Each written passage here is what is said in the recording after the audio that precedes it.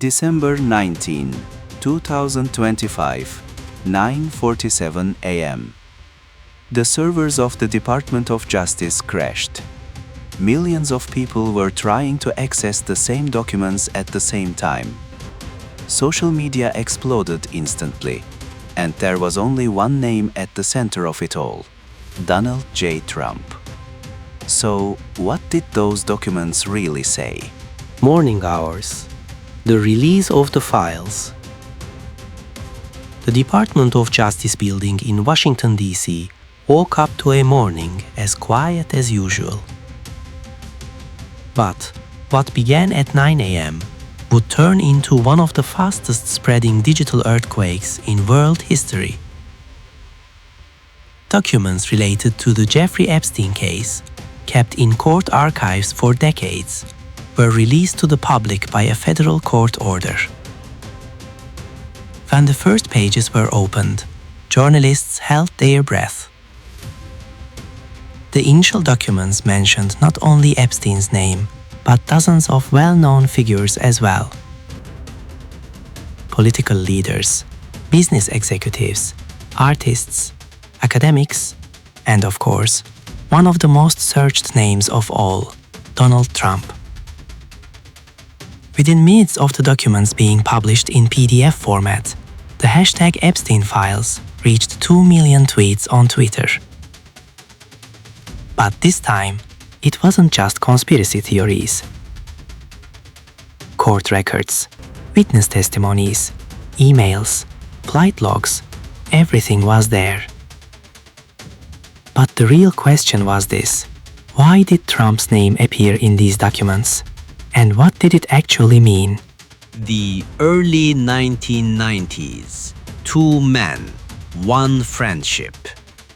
Let's turn back the clock.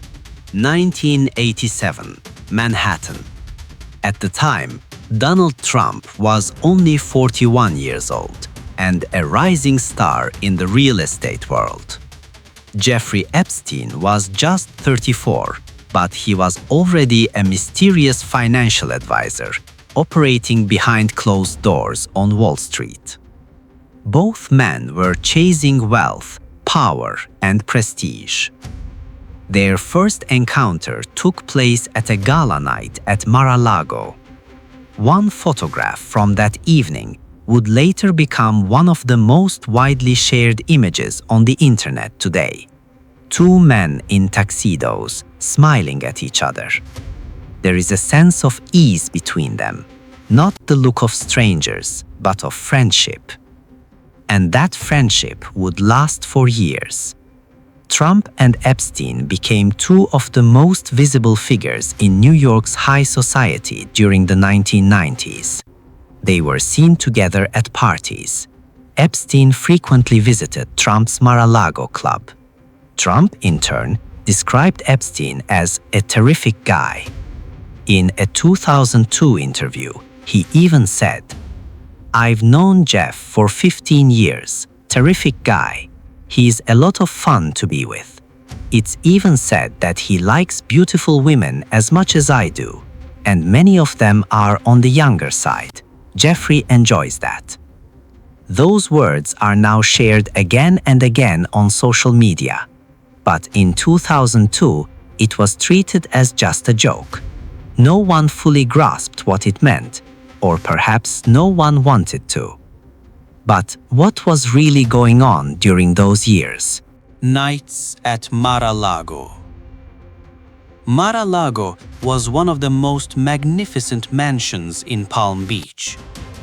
Gold-plated chandeliers, marble columns, massive pools. Trump's private club was a gathering place for the wealthy and the famous, and Jeffrey Epstein was one of its frequent visitors. Toward the late 1990s, rumors began circulating about certain parties held at Mar-a-Lago. These gatherings reportedly invited only men, and young women were always present. Some witnesses spoke of women Epstein brought to these parties under the label of a modeling agency. But one night, everything changed. At a party in 1999, a young woman who arrived with Epstein filed a complaint with Mar-a-Lago staff. While the exact details remain unclear, people close to Trump began to distance themselves from Epstein after this incident. Years later, Trump explained the rupture like this: "My falling out with Epstein happened. There was an incident at Mar-a-Lago, and I kicked him out of the club. We never spoke again after that." However, this claim has been disputed. Some witnesses said they saw Trump and Epstein together, even in the early 2000s. So what was the truth? Did Trump really ban Epstein from Mar-a-Lago, or was this simply a defense? Trump'ın the documents. First page, first shock. In the documents released on the morning of December 19, 2025, Trump's name appeared on a total of 14 different pages. But what exactly was written on those pages? The first document contained a court testimony given in 2009. The person testifying was one of Epstein's victims. The woman stated that she met Epstein at an event in Palm Beach when she was 16 years old and later became part of his circle. In one part of her testimony, she said, "Epstein introduced me to many wealthy and famous people. Donald Trump was among them. However, Trump never approached me in any way. I only saw him a few times at parties. I had no personal interaction with him." This testimony immediately became a kind of exoneration document in the hands of Trump supporters, because the witness clearly stated that Trump had not harmed her in any way. Those holding opposing views, however, focused on another detail. Why does Trump's name appear in a victim's testimony at all? If he had no involvement, why was he present at those parties? The second document was a piece of legal correspondence from 2016. Epstein's lawyer had requested that Trump's name be removed from certain witness lists. The court, however, rejected this request. This document was interpreted in different ways on social media. Some claimed Trump was being protected, while others argued it was a routine request meant only to prevent name confusion. But which interpretation was true? Flight logs and the Lolita Express. One of the most controversial pieces of evidence in the Epstein case was the flight logs of his private jet. The aircraft became known in the media as the Lolita Express because some of the passengers transported on it were alleged to have been complicit in Epstein's crimes. The flight records included dozens of famous names: politicians, princes, Hollywood stars. And of course, everyone was asking the same question: was Trump's name on those lists? Among the documents released on December 19th were the flight logs. And yes, Trump's name did appear, but only once. In 1997, Trump traveled on Epstein's jet on a flight from Palm Beach to New York. This information spread rapidly, but the details mattered. Trump's flight was not to Epstein's private island, but simply a domestic flight between two cities. There were also other passengers on board, and no victim ever mentioned that flight. Still, the question remained: why did Trump use Epstein's jet? Trump's lawyers explained it this way.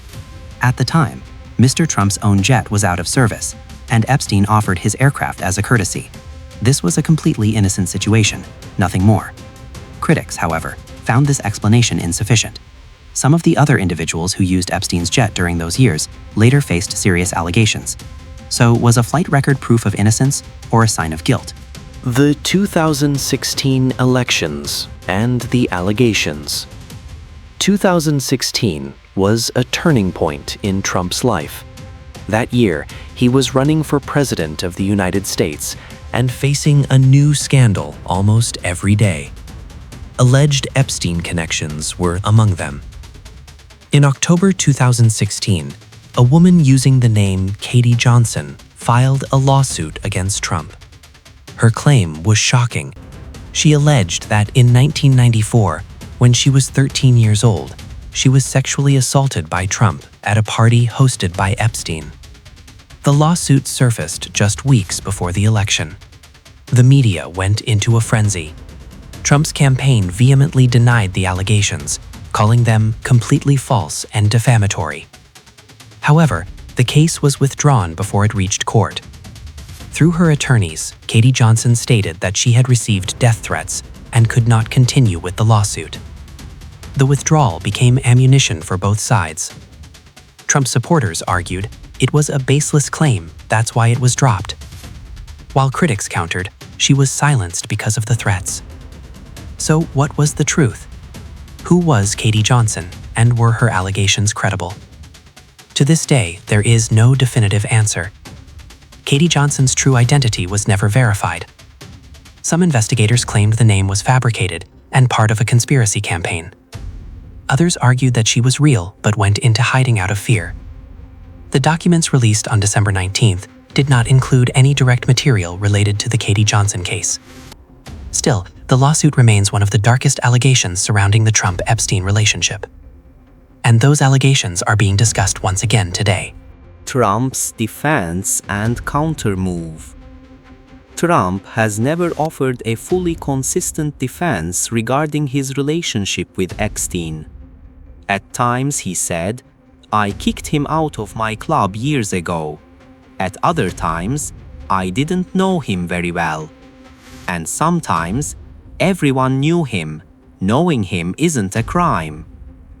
However, in 2019, after Epstein was found dead in prison, Trump gave a detailed statement for the first time. At a press conference, he said, "I knew Jeffrey Epstein a long time ago, but I was never close to him. I actually didn't like him very much. When there was an incident at Mar-a-Lago, I immediately kicked him out. After that day, we never spoke again.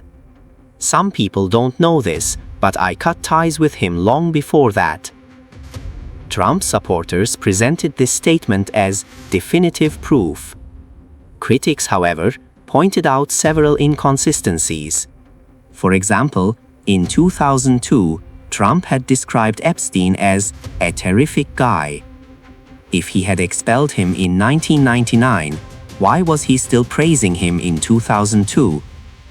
In addition, some photographs and video footage showed Trump and Epstein appearing together at parties in the early 2000s. This weakened the claim that we never spoke again. So, had Trump truly cut ties with Epstein, or was this simply an exercise in image management? Other names in the documents. Trump was not alone. The documents released on December 19 were not limited to Trump alone. Dozens of other names also appeared in these files. Former presidents, princes, prominent lawyers, artists, business figures. Epstein's circle included some of the most powerful people in the world, and these documents revealed the nature of their connections to Epstein. Some individuals faced direct allegations. For example, Britain's Prince Andrew was among those named by a victim. In court testimony, the victim claimed she had been forced to have sexual relations with the prince. Other names appeared simply because they were part of Epstein's social environment. For instance, a well-known Hollywood actor was listed as having attended one of Epstein's charity events. However, no victim ever accused this actor of wrongdoing. Did Trump fall into this second category as well, or was his involvement deeper?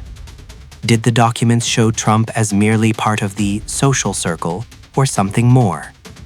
The answer lay between the lines of the documents, and everyone seemed to have a different interpretation. Media and manipulation. When the documents were released on the morning of December 19, media outlets moved instantly. But each outlet interpreted the documents in a different way. Left-leaning media. Trump's name is in the Epstein files. Here is the proof of the scandal. Right-leaning media. The documents clear Trump. Victims say he did nothing. Both sides were reading the same documents, yet the conclusions they reached were completely opposite. This exposed one of the biggest problems in today's media landscape. Facts no longer mattered, but mattered was how those facts were presented. On social media, certain parts of the documents were shared as screenshots, but these screenshots were often taken out of context. For example, a victim's statement saying, "I saw Trump at parties," was shared by some accounts with the headline, "Trump was at the parties," while the same victim's statement saying, "He never approached me in any way," was ignored. On the other side, statements from Trump's lawyers were presented as proof that the documents completely clear Trump. But the documents did not actually say that either.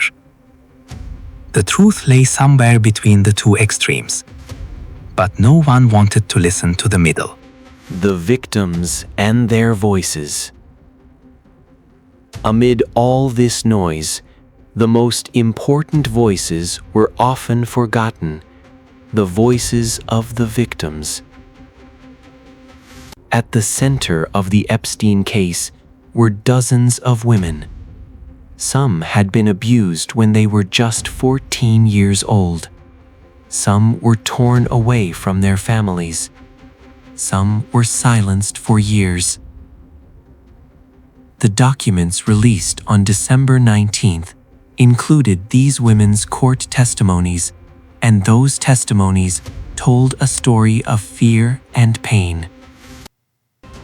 One victim said in her statement, "I was 15 years old when Epstein first saw me. He told me I could become a model. Because my family was poor, I accepted the offer. But a week later, the darkest period of my life began."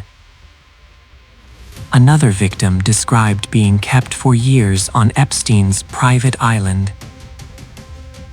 The island looked like paradise, but what happened there was hell.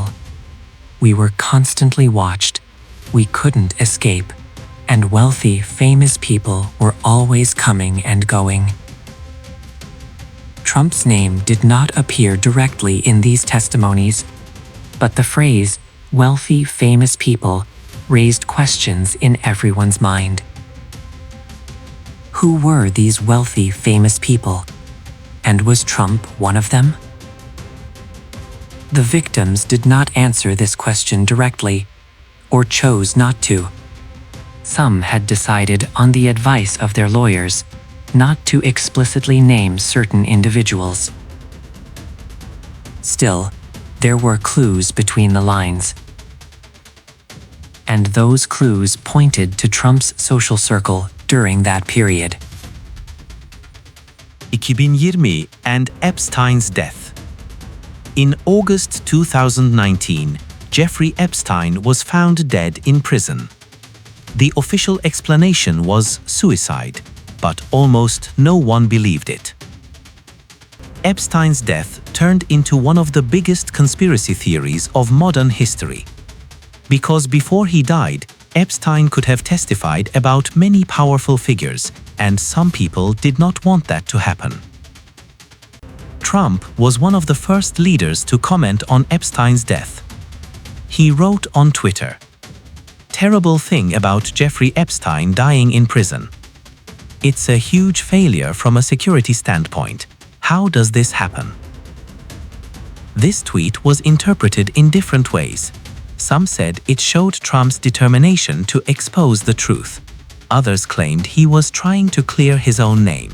What was more striking, however, was another action Trump took that same day.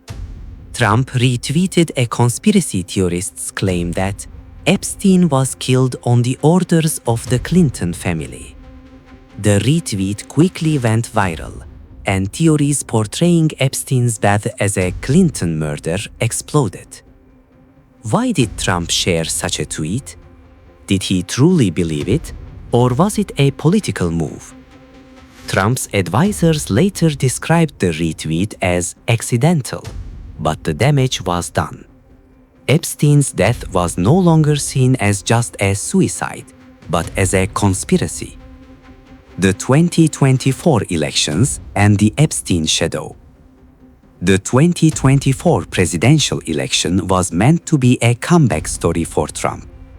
After losing in 2020, he ran again and won. But throughout the campaign, the Epstein shadow never disappeared. Opponents repeatedly used Trump-Epstein photos. Television ads replayed Trump's 2002 remark about liking beautiful women over and over. The Trump campaign responded aggressively. Lawyers released court documents. Former witnesses issued statements saying Trump's relationship with Epstein was innocent. And the strategy worked. Trump won the election. But the Epstein issue was not over. On December 19, 2025, just 1 month after Trump returned to the presidency, the documents were released, and everything flared up again. Was this a coincidence, or was the timing deliberate? Some analysts argued that the release timing was a political reckoning. After all, courts had ruled years earlier that the documents should be made public, but they had been repeatedly delayed. And now, just as Trump began his second term, they emerged. Who benefited from this timing? What was not in the documents? The December 19 release was extensive, but not complete. Some documents were marked confidential by the court. In these files, certain names were redacted for security reasons or to protect victims' identities. These blacked-out sections fueled new conspiracy theories. On social media, the question, "Who are the redacted names?" went viral. Some claimed they were the most powerful politicians. Others said royal families.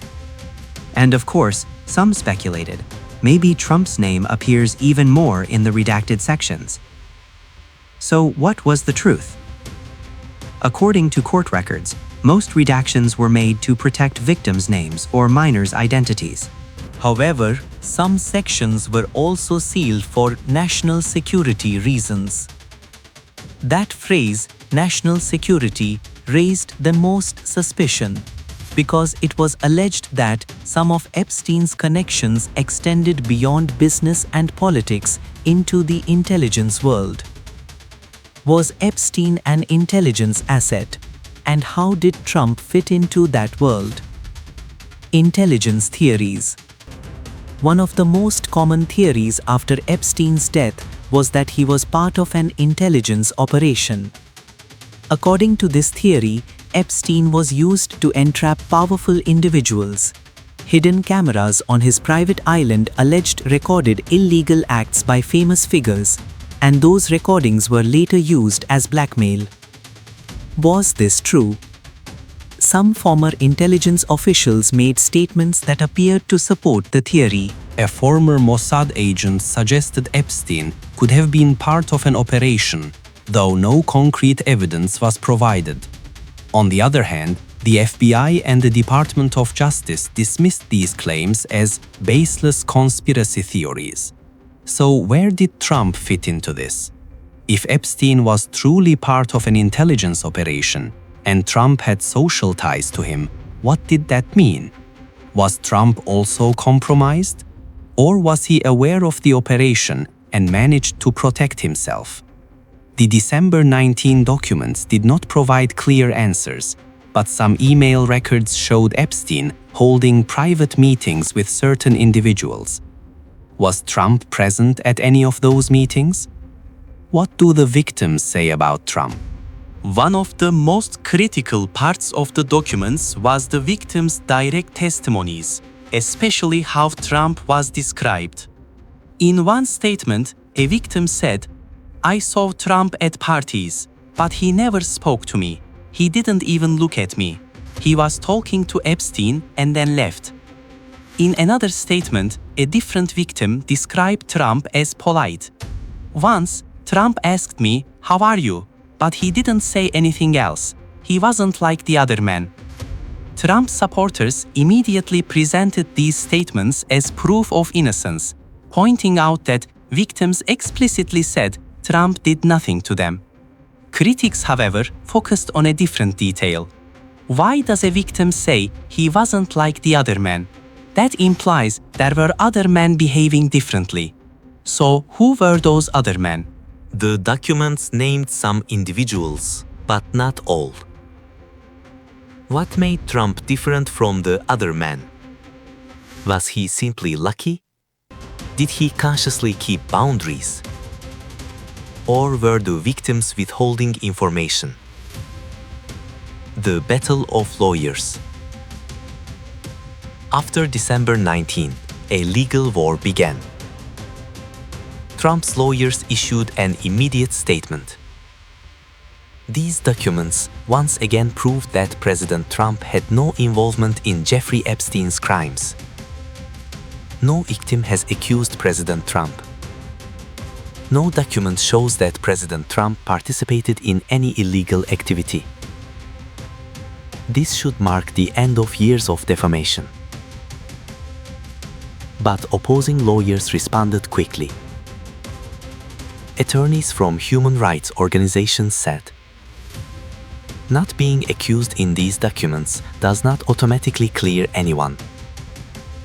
These files represent only part of the court record." More documents, more witnesses, and more investigations are needed. No one can declare themselves cleared at this stage. Both sides had a point, but the truth was still unclear. Did the documents exonerate Trump, or did they merely show a lack of sufficient evidence? In the legal world, those two things are very different. Public reaction. On the evening of December 19th, the world was split on social media. On one side, Trump supporters celebrated. Trump is cleared. The documents show everything. On the other side, critics posted, "Trump was at Epstein's parties. Here's the proof." And in between, people trying to understand the truth were drowned out. Some journalists read the documents line by line and published balanced analyses. But those articles did not go viral. Because people didn't want nuance. They wanted certainty. Is Trump guilty or not? Just tell me yes or no. But real life isn't that simple. Trump had a social relationship with Epstein for a period of time. That is true.